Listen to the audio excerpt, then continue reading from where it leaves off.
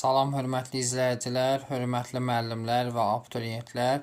Bugün sizlərə möhtəşəm bir üçbucaq sualının ətraflı izahını sizlərə təqdim edəcəm.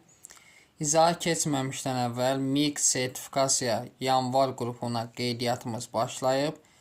Ətraflı məlumat əldə etmək üçün 051 552 15 77 nömrəsini WhatsApp-na yaza bilərsiniz.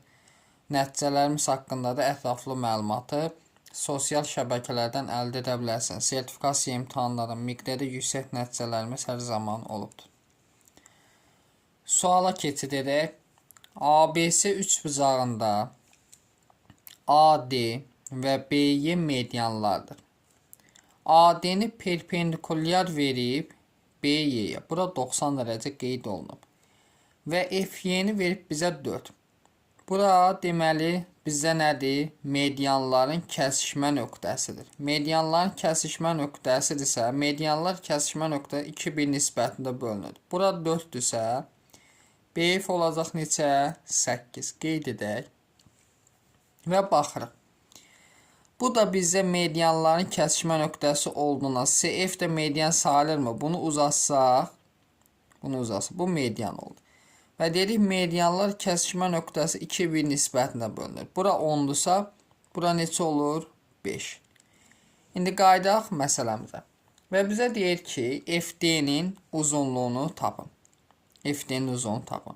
Bu fiqura diqqətlə fikir versəz. Baxın, bu fiqura diqqətlə fokuslansaq. Deməli, bu hansı üçbucaqdır? Düzbucaqlı üçbucaq.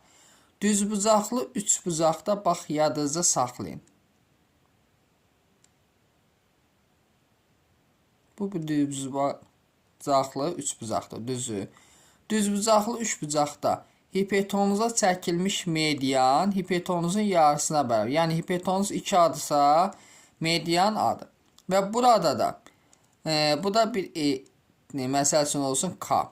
SK median olduğundan AK, deməli AB nə olur? Yarıya bölünür.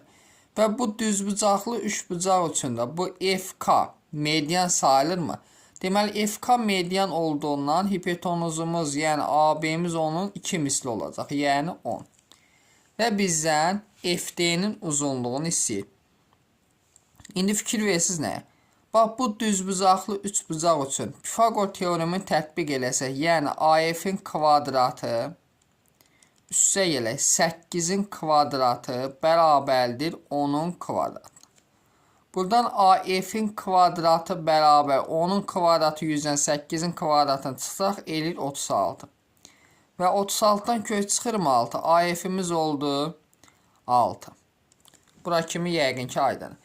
Deyir ki, medianlar kəsişmə nöqtəsi 2-1 nisbətində bölündüyündən AF-imiz 6 olduğundan FD-miz olacaq 3. İndi isə fikir verin. Diqqətlə baxın. Baxırıq bu üçbucağa.